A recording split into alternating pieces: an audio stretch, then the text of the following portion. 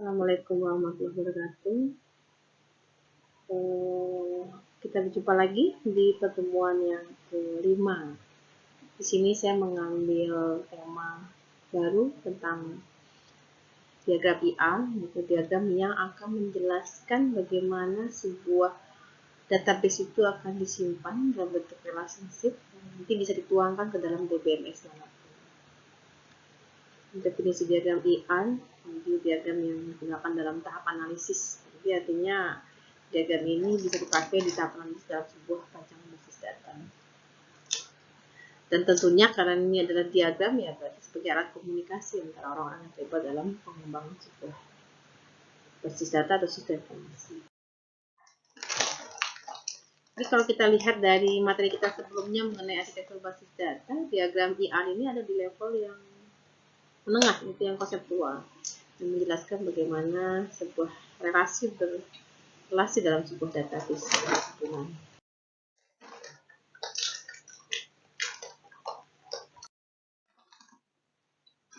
Melewati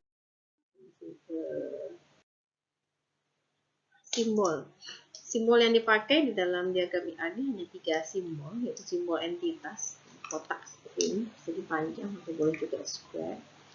Lalu yang bubble ini atau elips menunjukkan atribut atau karakteristik kolomnya.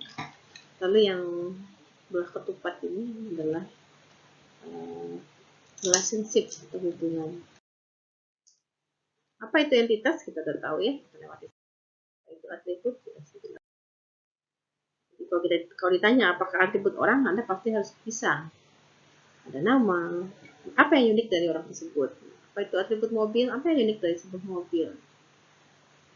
Ada ruangan, apa yang dari sebuah ruangan hingga sampai dengan surat perjanjian. Ini adalah sebuah objeknya, yang masing-masing objek memiliki atribut atau karakteristik yang berbeda.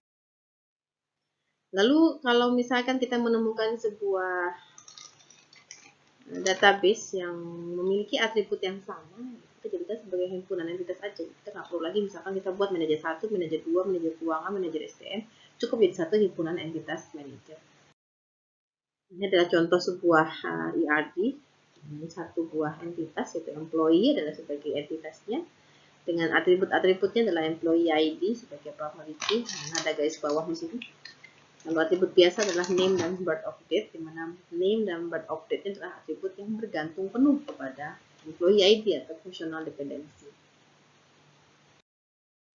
Lalu relationship, apa arti yang disebut dengan relationship? Itu hubungan atau pengait antara beberapa entitas tadi atau relasi. Contoh di sini ada 2 relasi. Relasi yang terdiri dari pegawai-pegawai, misalkan di sini ada ID nama pegawainya dengan nama pegawainya. Lalu di sini ada relasi yang kedua, yaitu kode departemennya, nama departemennya. Kira-kira apa relasi yang cocok antara dua relasi ini? Yaitu kita katakan bahwa bekerja pada Sita Dewi bekerja pada departemen pemasaran. Yantiano bekerja pada departemen akuntansi. Jadi relationship-nya adalah bekerja pada departemen atau bekerja saja cukup. Lanjut, misalkan saya kasih contoh antara dosen mahasiswa. Berarti kira-kira apa hubungan yang cocok? Ngajar ya. Dosen dengan mata kuliah mengampu. Nasabah dengan rekening bank, berarti hubungannya apa yang cocok? Memiliki. Pemasok dengan barang, kira-kira hubungannya adalah memasok barang. Ini adalah contoh sebuah diagram IR yang lengkap, tapi tanpa menggunakan bubble, tanpa menggunakan atribut. Jadi sebenarnya IR itu boleh dalam dua penggambaran, boleh tanpa menggunakan atribut, ini bisa pakai buku Fatansyah, atau boleh menggunakan atribut-atribut, bisa menggunakan buku yang bereferensi pada Abdul Qadir. Misalkan di sini saya beri contoh, ada beberapa relasi, ada pemasok, ada kiriman, ada barang, ada pelanggan, ada pesanan, dan ada apa ini ketutup saya lihat kelihatannya. Lalu di sini adalah relationship-nya, memasok, mengirim, memasok lagi, mengirim, berisi. Nah, yang simbol satu garis ini dan di kaki ayam ini adalah hubungan antar relasi. Jadi mewakili satu, ini mewakili banyak. Jadi satu orang pemasok mengirim beberapa kiriman. Beberapa kiriman memasok beberapa barang dan seterusnya. Nah, yang perlu diperhatikan dalam sebuah ERD adalah tipe atribut, karena nanti tipe atributnya akan kita pakai untuk menentukan pembentukan ke model data relasional. Jangan sampai salah menentukan tipe atribut. Kita bahas atribut, itu atribut yang lebih dipecah. Yang paling penting adalah atribut komposit. Atribut komposit adalah atribut yang bisa dipecah-pecah isinya atau nilainya. Misalkan nama, bisa kita bagi nama depan, nama tengah, nama belakang. Jadi atribut kompositnya yang kita ambil adalah yang pecahannya, yaitu nama depan, nama tengah, dan nama belakang. Ada lagi atribut yang bernilai tunggal dan bernilai banyak. Pernah saya sampaikan di awal waktu itu di kelas bahwa sebuah atribut hanya boleh memiliki nilai tunggal. Jadi kalau misalnya nilai lebih dari 1 berarti Anda salah dalam menyimpan data. Di sini kalau atribut yang bernilai banyak, nanti Anda boleh kasih simbolnya adalah multi value. Contohnya nomor telepon, lalu kemampuan pemrograman, misalkan dia menguasai 3 bahasa pemrograman, ya berarti nilainya adalah multi value. Atribut tersimpan dan atribut turunan. Kalau tersimpan berarti biasa. Kalau turunan adalah atribut yang nilainya dapat dikalkulasi dari nilai atribut lain. Contohnya apa? Misalkan contohnya adalah tanggal lahir. Bisa menghasilkan usia. Atau lama bekerja, berapa lama dia bekerja di perusahaan tersebut. Kita bisa tahu dari tanggal mulai bekerja. Ya. Silakan dilihat di sini kira-kira mana atribut tersimpan dan turunan.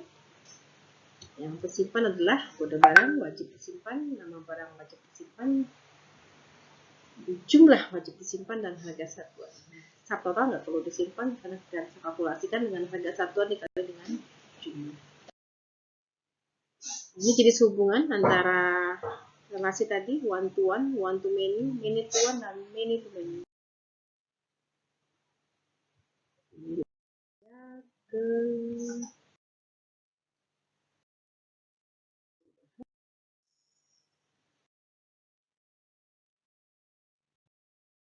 Yang paling penting adalah simbol-simbol ini. Ini simbol ini kalau pelajari tadi ada sebut yang multi value, ini atribut derivatif atau turunan, ini atribut multi value, ini atribut biasa tersimpan, ini atribut. Lagi kalau atribut komposit simbolnya seperti cabang, tapi di sini ada. Nah, ini atribut komposit contohnya. Jadi yang pecahnya adalah jalan, kota, kode pos.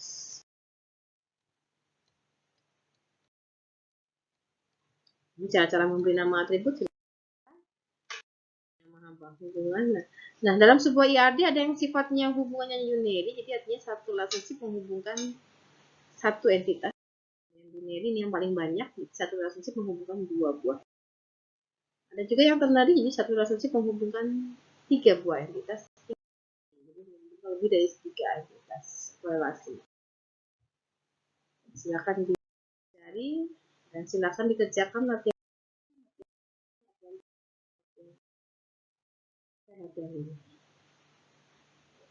Terima kasih. Assalamualaikum warahmatullahi wabarakatuh.